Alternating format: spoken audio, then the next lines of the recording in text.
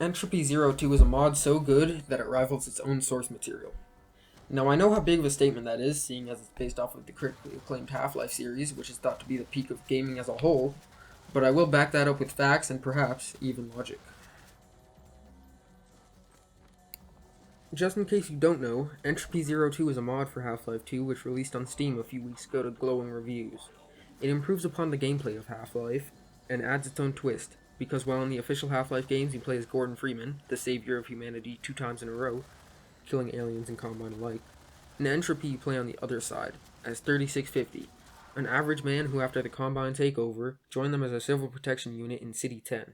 The main plot of the game is to capture Judith Mossman, a scientist working for the rebels, and hand her over to the Combine, with your main incentive being if you complete this assignment, you'll learn what happened to your now deceased daughter. Well, shit. The biggest improvement from Half-Life 2 is this stunning graphic overhaul. While this game has its own standalone story and many of the textures are new or redone, it's still just a mod of Half-Life 2, and therefore pretty limited in the graphics department. But even with that limitation, it still manages to look leagues better than the game it's based on, which I chalk up mostly to the incredible lighting. While it's still not on par with games that come out today, I think that's a pretty unfair comparison if you take into account that the Source engine came out 18 years ago.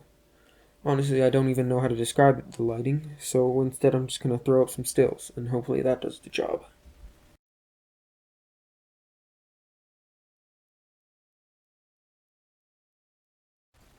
See the difference? However, this doesn't come without a cost, as the game's a lot more demanding than the base Half-Life, to the point where I dropped to around 40 frames with the 3060. But if you have anything from the last 5 or 6 years, you should be just fine. While I don't have much to say about the graphics, the sound design, music, and voice acting are a whole other beast. This game's soundtrack is incredible, and even while I'm writing this, I have it playing. I'd never heard of Spencer Baggett before a few days ago, but all of his work is brilliant and would feel right at home in Half-Life's official soundtrack. Some of the music is a more droning ambience to build on atmosphere,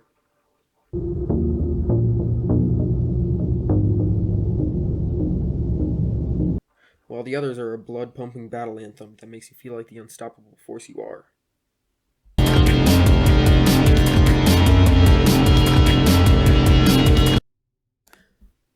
Other than the music, the voice acting is also top tier, especially if you consider that's a fan-made mod with only 3 main voice actors. The range that CW3D has is great, voicing anything from G-Man to a robot. When comparing the sound effects to all the other parts of the audio, it's pretty much the same as Half-Life 2, and I don't feel it needs further explanation. As for the gameplay, while it's more or less the same as the base game, it still has its own twists, which help it feel a lot better. Not only does it add new weapons and enemies, but also some entirely new mechanics, which I'll get into soon. Since the main thing you'll be doing is shooting, it's kind of important that it feels good. And boy does it feel good. The only weapon that doesn't feel very punchy is one of the new additions, the MP5, an out-of-service weapon used in Half-Life 1. Wow. I haven't seen one of these in a long time.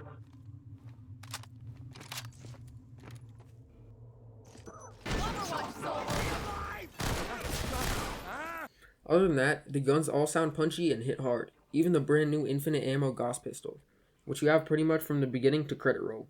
It has a nice sound effect and a devastating charge shot which helps it not be too tedious to use.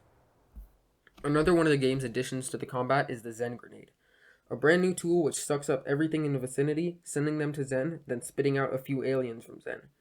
It adds a nice risk reward to every encounter in the game. As for the enemies, there's quite a few new inclusions which are all very welcome.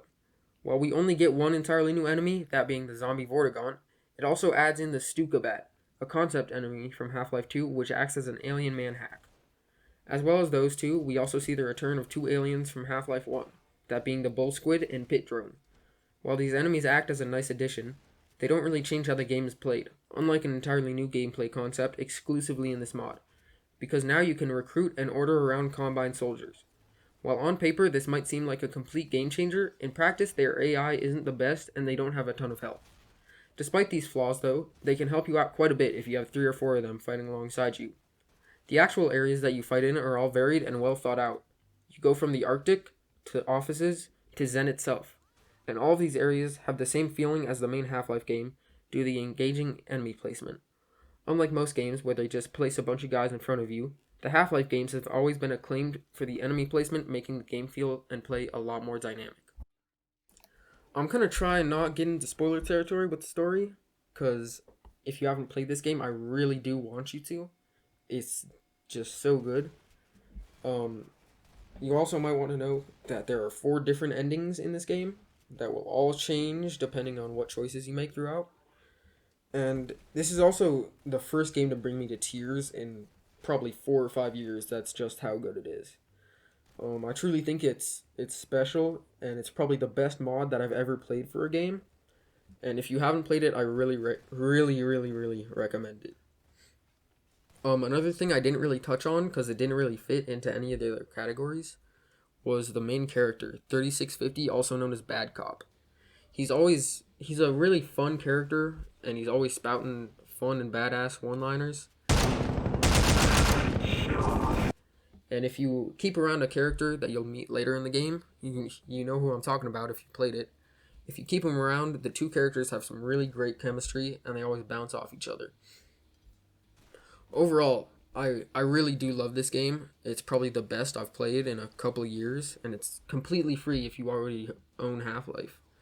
So if you haven't played it yet, I really do recommend it. Also, if you like the video, go ahead, leave it a like if you want.